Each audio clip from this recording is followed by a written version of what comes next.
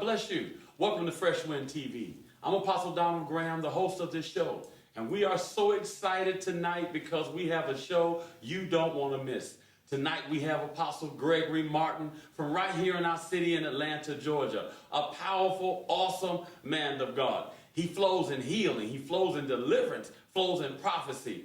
An awesome ministry. And truly one of this nation's hidden secret. But he won't be hidden any longer because tonight we're going to expose him. We're going to let you know who he is. And we're going to share with him and he's going to share with us. And it's going to be so exciting you don't want to miss. Listen, don't move. Call a neighbor, call a friend. Tell them tune in to Fresh Wind TV and we'll be right back.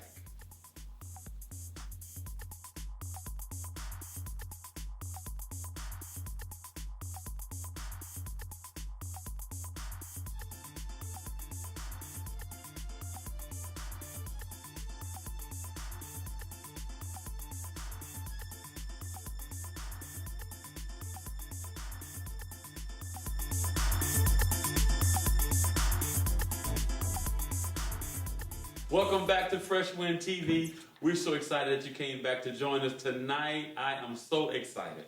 I have a powerful man of God in our midst. But what makes it more exciting, he's more than man of God. He's my friend. I've learned to know him. I've watched him. I've studied him. And I am blown away at his ministry. His ministry is so powerful and awesome. He has ministered here in our church quite a few times. And we're so excited about it. I've been to his church.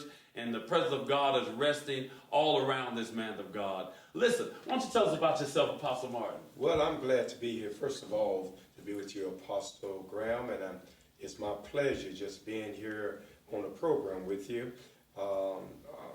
We started our ministry back in 1966, and that's when God first spoke to me about when you start pastoring.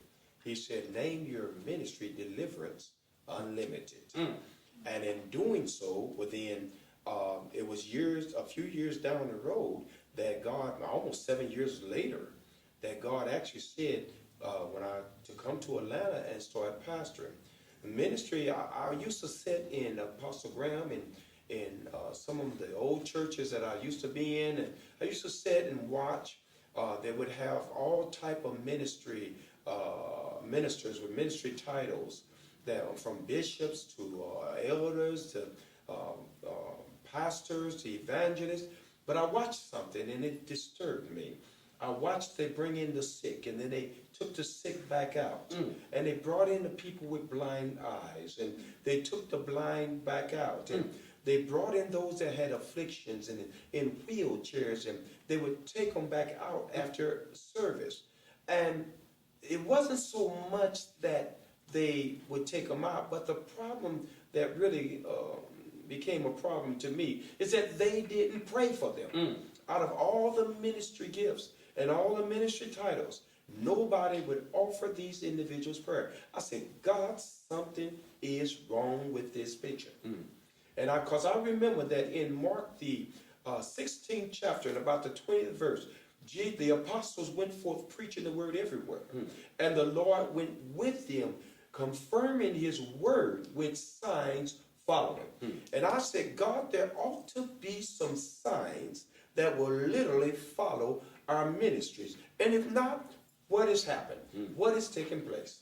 That is so awesome because that is my heart. I hear you. That is my heart. I have traveled the length and breadth of the world. And I have seen churches who have literally etched God out of the service. Oh, yeah. They've created programs, and they have specific times to start. They have specific times to end. Yes, sir. You can almost tell when the offering time is. You can tell when the pastor going to get up to preach. Yes, sir. And you can tell that no longer is it praise and worship, but performance. That's right. And so I love you so much because when I first came to your church, I was really excited because you preached under the power of God, but it wasn't 10 seconds after you got through preaching. You went moving into healing and deliverance right away. And I said, oh, this is the place. I want to be right here. Do me a favor. Can you tell us, how did you get started in moving in the healing ministry? Well, first of all, it wasn't the thing that I'm just going to get up and I'm just going to lay hands on people and they're going to be healed, or I'm just going to do this, I'm just going to do that. But the Bible teaches us to seek God. And so I had to go into seeking God, exactly what was his will for me in reference to people in the church that I was in, and also those that I would later on come to. And what was his will? When it came down to healing, I know that healing was the children's bread, and that God had ordained from the foundation of the world that the gifts of healing and the restoration of the body should be restored unto people. So I went into prayer. I went into prayer and I got specific. It's like going to the grocery store. Right. And if I can't find what I'm after, I said, okay, I'm after some sugar. Okay. I'm after some tuna. Okay. And I went after God and said, God, I want people to be healed. But I'm still praying the prayer. Ever since those days, saying, God, I'm seeing conditions that I'm wanting people to be healed. So I went into prayer, and then God had me to go into his word. And in going into his word, then not only for me to get into his word, but then to get the word on the inside of me. And therefore, it became alive then on the inside. And it kept me actually seeking God until, and grant you, faith without works is dead. I actually then, you're supposed to be healed. Let me pray for you.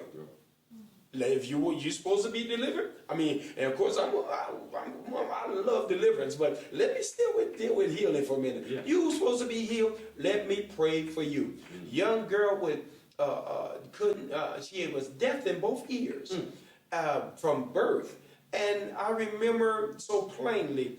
I went to visit this church, and the preacher just put me up to preach. And afterwards, I said, now, I've read in the Bible where Jesus took his fingers and put them into a person's ears, and the ears came open. I said, I never tried that before. So I made up my mind, I'm going to try this and see if it works. And I put my fingers into the girl's ear, and the grace and the power of God opened that girl's ears. The family was, and the church was outdone. I was kind of shocked myself.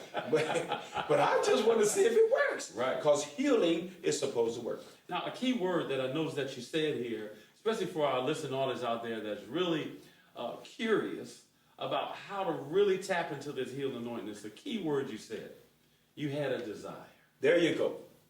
You had a desire. And so it seems that God will put a desire in you that kind of leads you down the path where he wants you to go. You're right about it. And I'm sharing that because I don't want everybody out there to think that you could just all of a sudden decide you want to go to a church and put your finger in somebody's ear. That's right. God will first put a desire in you, and this desire gave you a hunger and a thirst after seeking God to get this gift activated. Exactly. Now, a second thing that you said was phenomenal. What I love about you, you bold, so humble, yet so bold.